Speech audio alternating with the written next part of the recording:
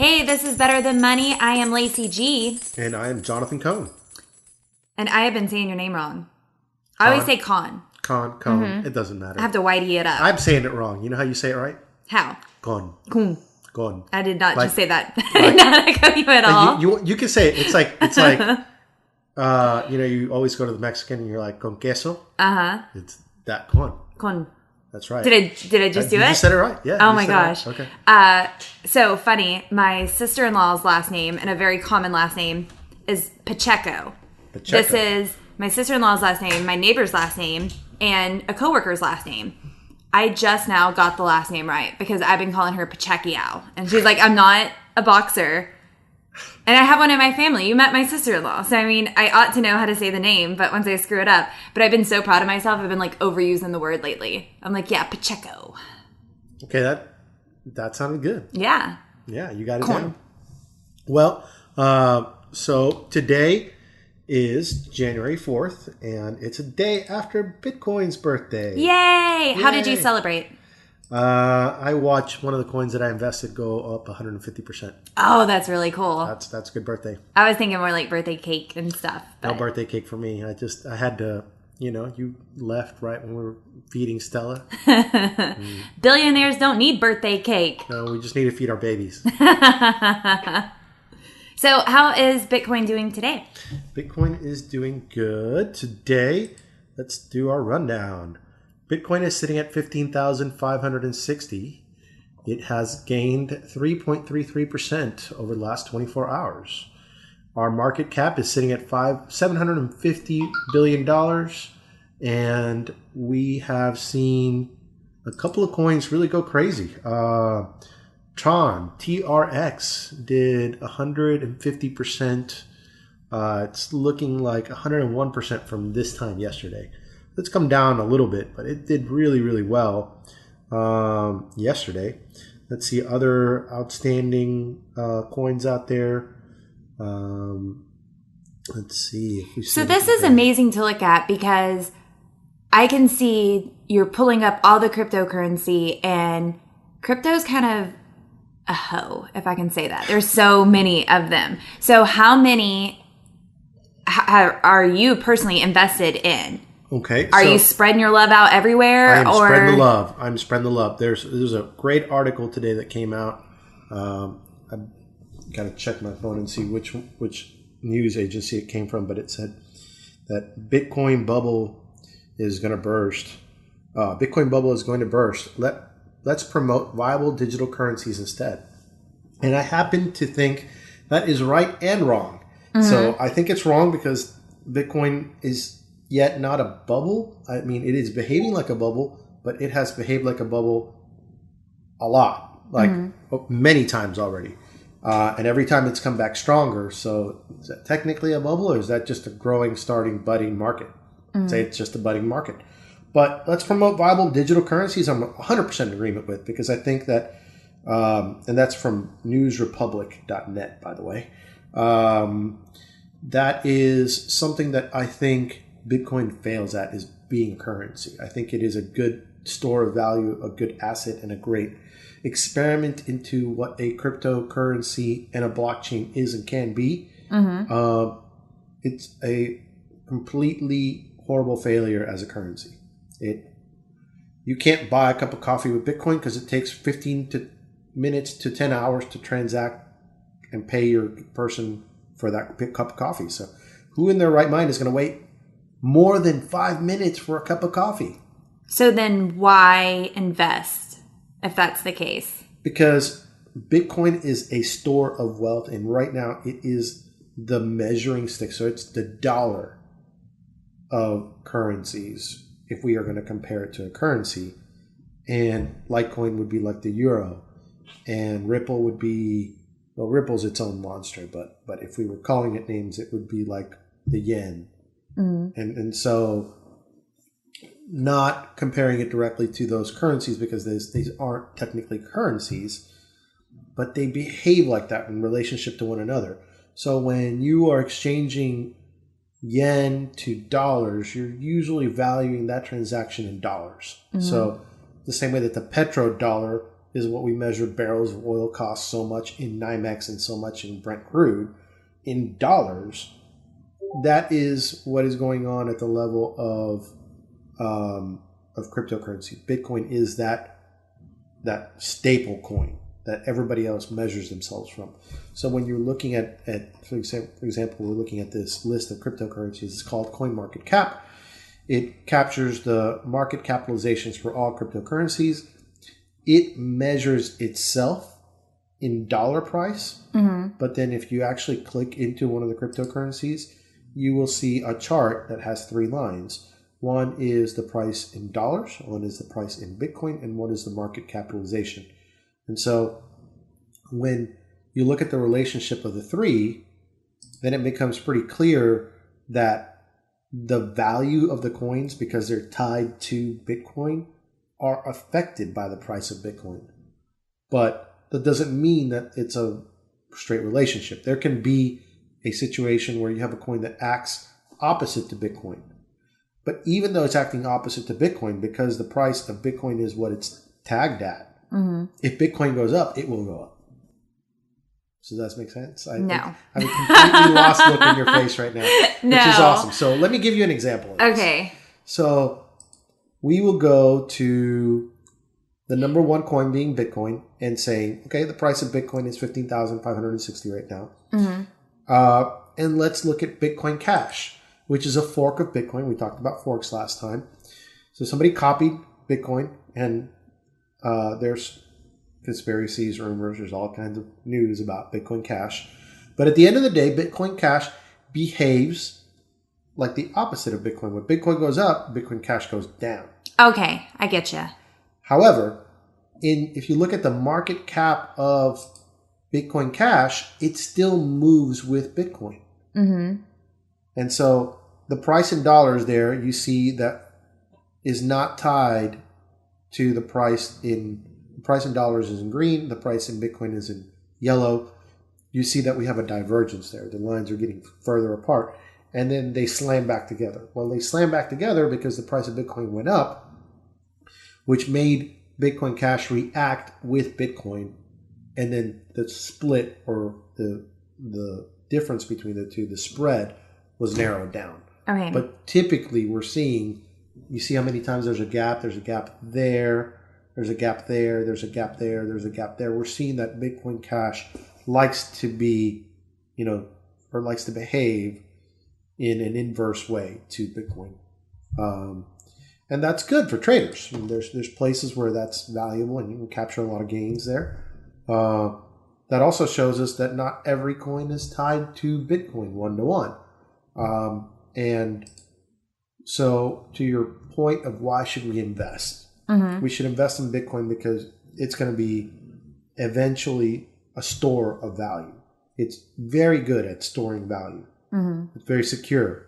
It's very hard to hack Bitcoin, where one of the smaller coins, let's say you invested into Tron, TRX token. Mm-hmm. And, I'm going to pull up the chart right now, and you got in it. Let's say you got in at a nickel, because that's the first kind of plateau it hit. And you got in at a nickel, and it's now 20 cents. Well, that's awesome. 4x'd your money. But it's such a new coin that technically it could get hacked right now. Mm-hmm. There could be enough of a large enough entity or group or powerful enough computer group could decide, we're going to go after Tron, and either financially or by code actually crack this. There's a risk of that. So what you would do is you would put some of your money in Bitcoin from the gains of that, and you would capture that. And so that way you hedge your risk that all your money is not sitting in this coin. Although for us long-term, we like to call ourselves hodlers, we hold everything till the end in that particular asset, because we believe that those individual assets have a long way to continue to make gains, and that outweighs the risk of the individual coin being hacked. Mm-hmm. It still can be hacked. Remember what we say in our disclosures. Only put in what you can afford to lose. We are at the casino level here. Eventually we'll get to the infrastructure level, but right now we're still very much at the everybody's a speculator. And that's why you see, vertical price walls like that. That chart looks ridiculous to you probably right now. I was just thinking about being in casinos and the fact that I suck so hard at casinos. I like playing the slot machines. I'm good at that. I'm good at collecting the money. But then if I go to play cards, now I have to count cards, not literally illegally counting cards. I have to count to 21 and then I get confused in the game and somebody just has to tell me how to play it the whole time if I'm playing 21. Well, you're getting distracted by the lights and the smells and, the bling and everything. The dealers are a lot quicker to getting that number than I am. And I'm like, hold on. I'm still fingers and toes. I'm getting there. Okay, yeah, hit me. Okay, so you're going to have to baby step me like that. This is brand new first timer. So you have that across all things. That's going to happen. That's just kind of the novice effect. And then that will start fading away. And then you have those guys that sit at the table, as like a profession. And the humblers, is that what you just called yourself? No. The hodlers. So it's just taking the word hold and flipping the last two letters. And a lot of internet memes have come out about that because I'm sure you watch Game of Thrones. Baby. No. Game of Thrones? No. You're not a Game of Thrones guy? I know. Okay. I'm one of the only. I tried. I got through like 5 episodes. So spoiler alert. For Game of Thrones, if you haven't watched it, people die. Hit mute. People die a lot. Oh, there's brother-sister sex too. There is that, but we're gonna stick to the people dying part. Oh. And one of the main characters that at the beginning of the movie, you're just like, who is this guy? What's going on? His name is Hodor, and so confused. Are we Lord of Ringing it now? Everybody loves Hodor, right? Because Hodor is this super big, strong, nice guy, but he's like a little bit off. And way later on in the series, it comes out that he's off because he's killed by the bad guys coming after the good group. And the last thing he says before he dies is hold the door. And so Bran does some time warping mind stuff to Hodor and swaps young Hodor with old Hodor. So young Hodor, for the rest of his life, all he can say is Hodor. Hodor. So everybody thinks that's his name, but what's going on is all he's saying is hold the door. Uh-huh. So us hodlers, we hold the door. All right. So no matter what, we hold the door. I want to go back to the casino, man. I am out of Game of Thrones talk. I'm sure a few fans appreciated that. I'm sure that was really good, though. So anyways, back to the casino. So you get to the casino, you have all these flashing lights and everything. And what matters is that you focus on, hey, if I know that I hold at 17, I hold at 17. If I don't hit, the risk is too high. We're going to set up rules like that here, and we're going to stick to those. And eventually you'll get to a point where you don't have that novice effect, and you're not just over, glammed by the glitz and lights and bells and whistles, and you can say, Tron looks like a good investment. I'm going to put in at 5. I'm going to have a plan to get out at 30 cents. When at 30 cents, I'm out. Mm-hmm. And then if it drops down, I'm going to buy back in at this, and I'm out here. So if you're trying and you're just testing these new ones, how much would you put in dollars to play around with? You're not going to throw in a big investment for something that you're not that familiar with, but you'll throw in 5. So typically it's a really good idea to not do anything less than $100. Okay. You're just wasting your money at $100. So you're not at the penny slots. You are, but you don't get the true benefit of being at the penny slots until you get zeros behind your name. And so if you have $100 and you're buying a coin that's 10 cents, you're buying scale. And when that 10-cent coin goes to $1, you're making money on every single one of the coins, not the one coin. So it's affecting your entire portfolio there on that one coin. So it's better to just get a little bit more numbers working for you. So I'd say if you're going to invest in a coin that's in sub-dollar range, $100 is a good place to start. $1,000 is even better if you can afford it. If you're playing at the Bitcoin level, get a fraction of a Bitcoin. Mm-hmm. Don't don't think that you have to buy a $15,000 coin to get in, because you don't. And if you can buy a $15,000 coin, you got a lot of money to spare.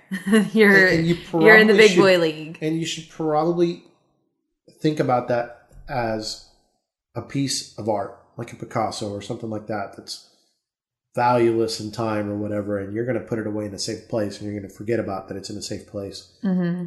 And that's hodling. And we're going to do that with a portion of what we're doing, because long term, we don't know where this is going to go. It could go to zero, but there's some numbers out there that say if every single millionaire in the United States wanted a Bitcoin, they couldn't have one right now.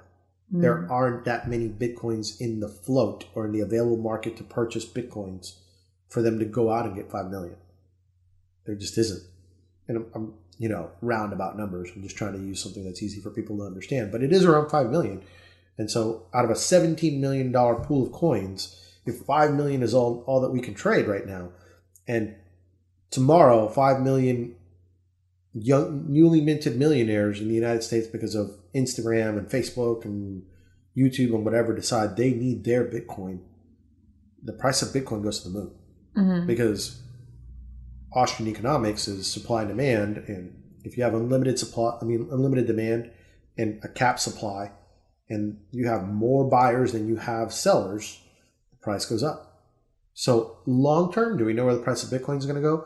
There's been estimates out there of $1 million per Bitcoin.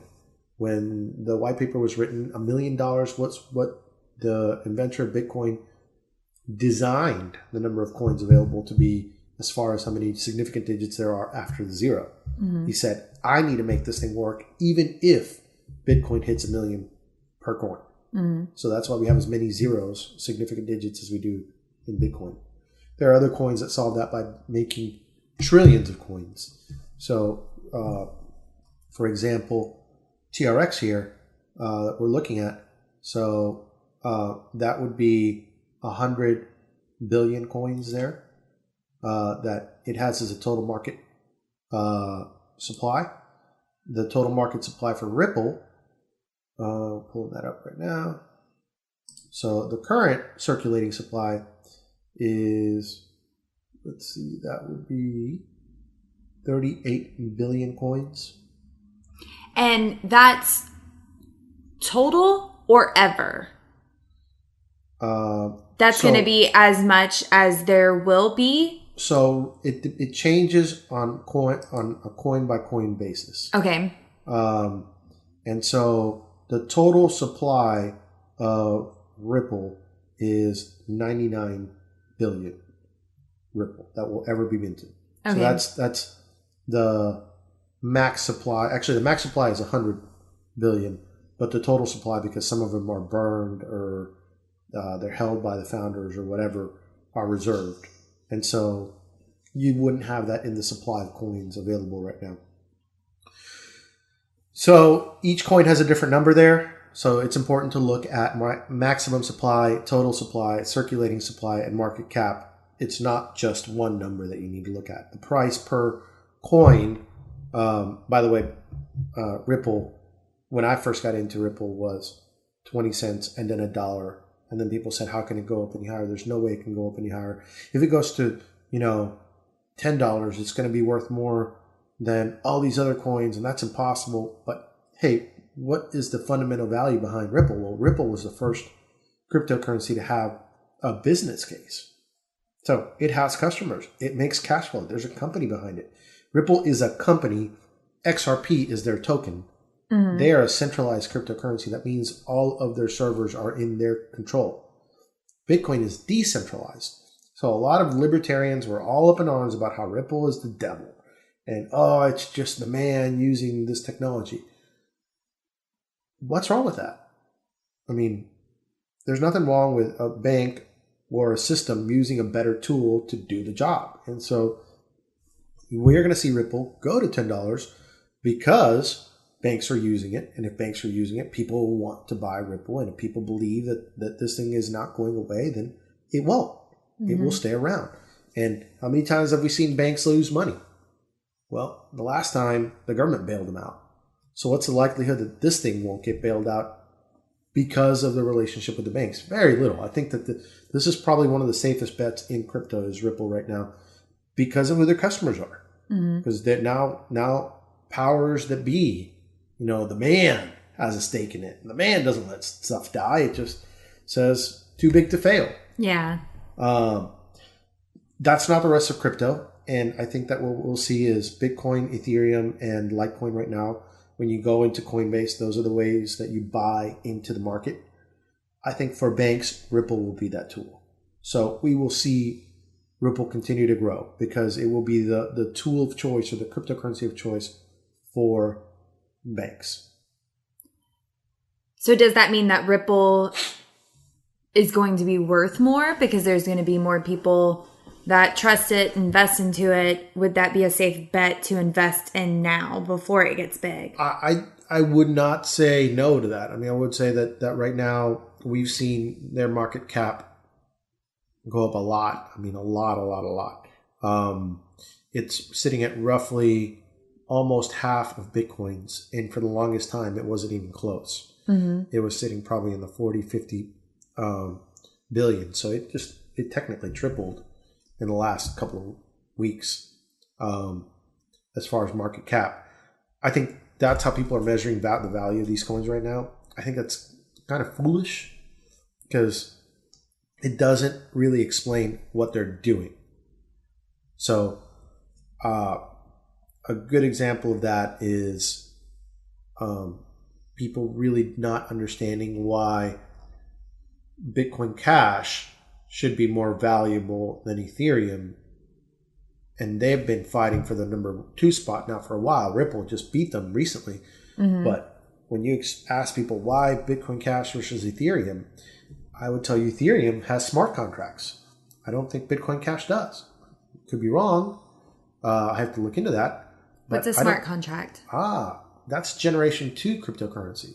So that's a cryptocurrency where when I buy something or when I sell something or when I do an exchange, let's say I send you some Ethereum. In Ethereum, in the transaction piece, there's a place, a little blank space where we can write code. And we can make code that says, we can make a bet, for example. Tomorrow, the price of Q-tips is going to go up. And you say the price is going to go down. And we both put 1 Ethereum coin in there. So we're playing Price is Right now. We're playing Price is Right. All right. And automatically, the code says, what's the price of Q-tips? It grabs that from the internet, brings it down the next day and says, if it's low, go to Lacey. If it's high, go to John. Boom. We just created a smart contract. We also broke some laws doing that. But that's okay. I'm just trying to give the example that you can transact at a deeper level than just a simple, here's your money. You can create a system that does, here's your money and ... this happens if this happens, ... this happens if this happens. So now you have basically accounting built into your transaction outside of just pay you. So let's say you were setting up a trust or you were setting up an inheritance for somebody. You could make an inheritance. You could set up a Bitcoin transaction, or I should say an Ethereum transaction, that when I die, my kids are going to get this Ethereum automatically. Based on the coin's transaction itself, it doesn't need somebody to go get an attorney to do this. So we could be seeing the age of coding attorneys. I don't know. It's very possible. So that Ethereum has that, but Bitcoin Cash does not. So Bitcoin does not. Bitcoin Cash does not. I'm pretty sure you cannot do smart contract. Let's double check this real quick. Cash contracts. I believe I am right on this one. You cannot do that on the way for not here. So they're developing it. Okay. Yep. So currently I am correct. All right. Only right now. So yeah, that's an example of a difference between Bitcoin, Bitcoin Cash, and like I said, there's other generation coins. There's third generation coins that are privacy ones, where we literally can make the transaction private. Nobody can know where the money came from or went to. And then fourth generation would be the more technologically advanced coins that are working at building protocols. So protocols is probably a really alien language to you, but you use them all the time. So you've heard of HTTP. That's the protocol for the internet. You've heard of IP. That's the protocol for your IP on your computer so you can get on your network. So these are layers of data, structured data that computers use for communications, negotiations, whatever.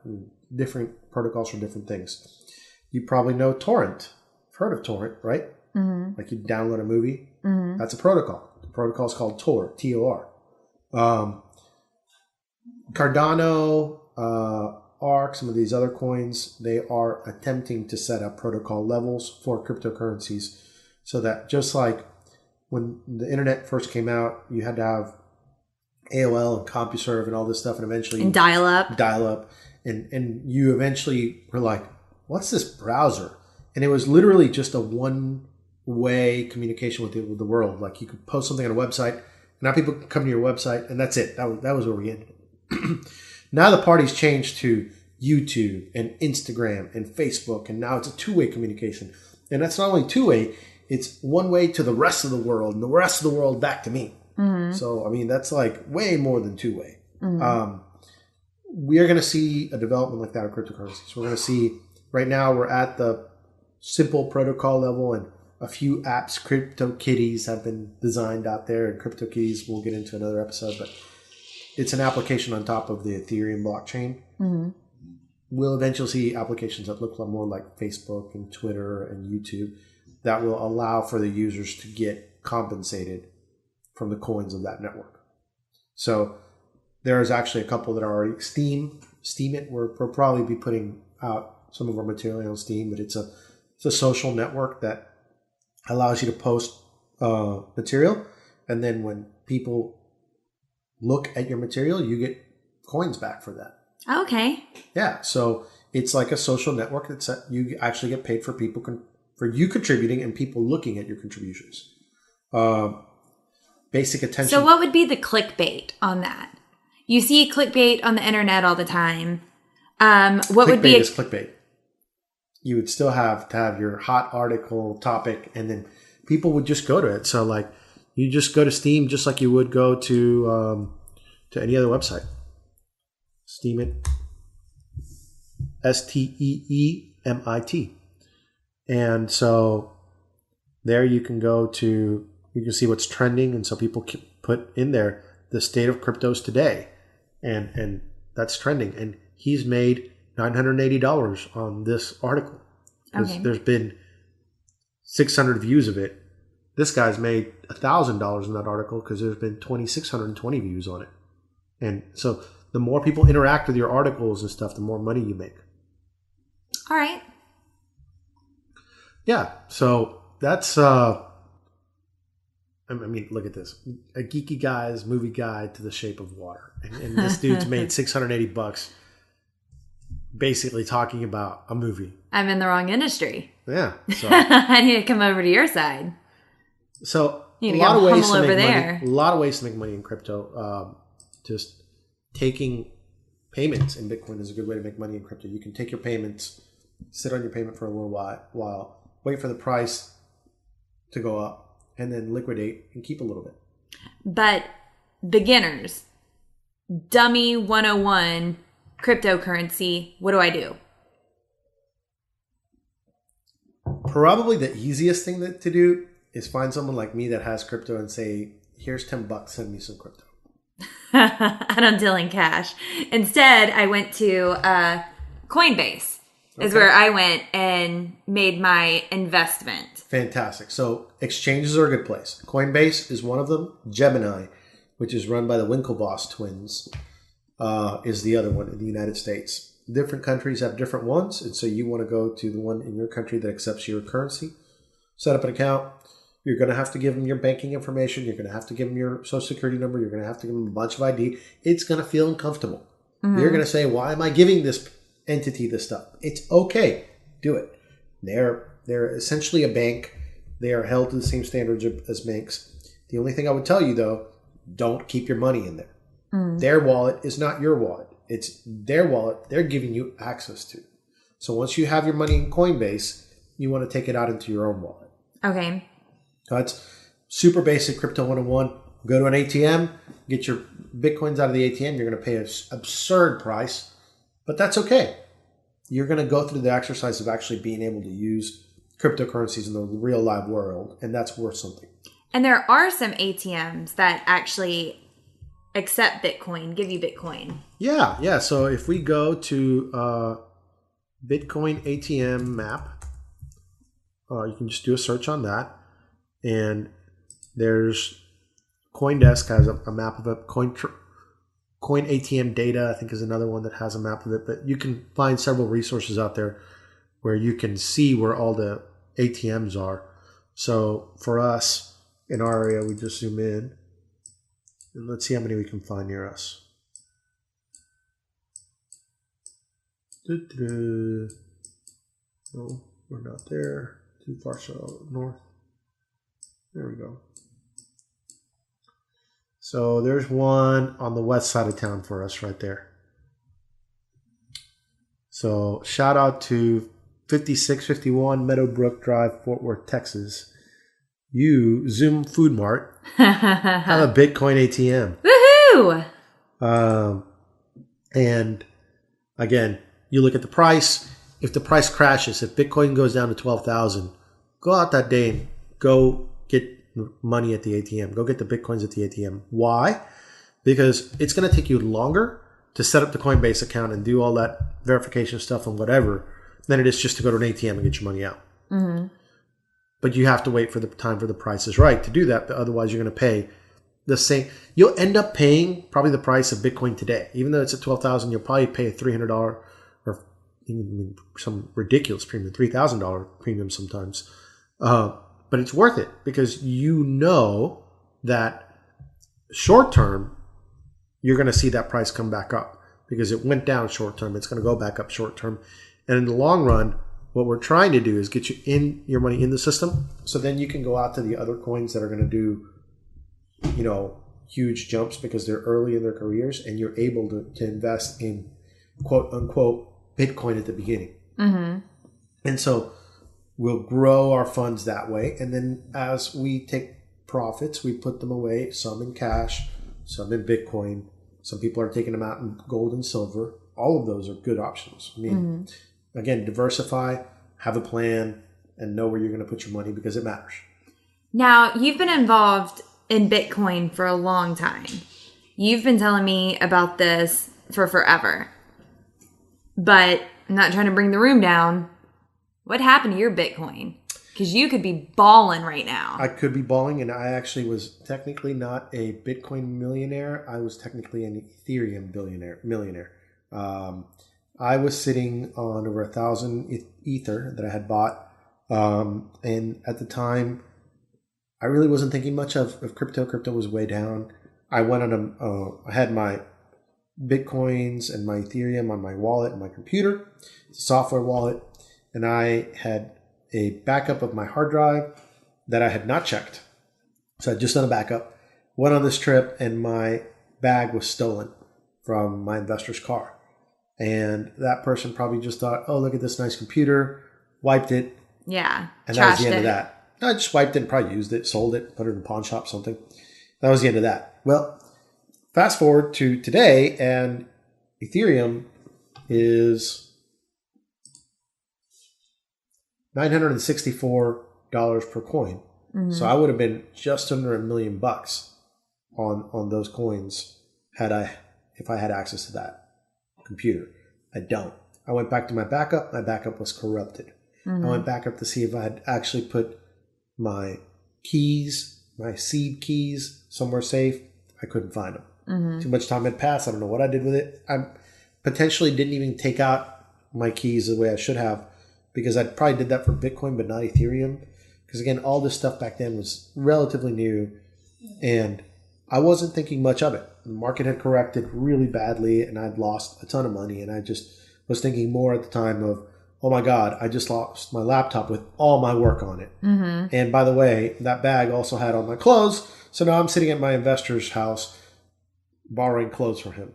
Wasn't broke, worried. cold, all of it. All of it. Feeling like an idiot. So I was not worried about the crypto back then. I think I total probably had $6,000 in the laptop at the time.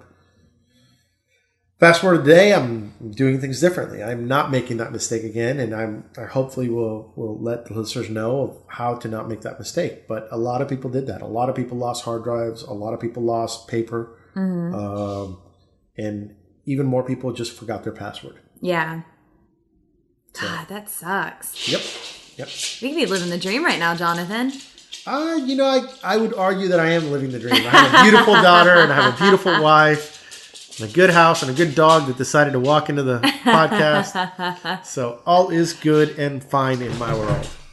Well, okay, somebody stole your laptop, but because there's so many safety measures and everything else to be able to get your password and to be able to sign in, you lost that, but nobody else was able to gain from it, right? Correct.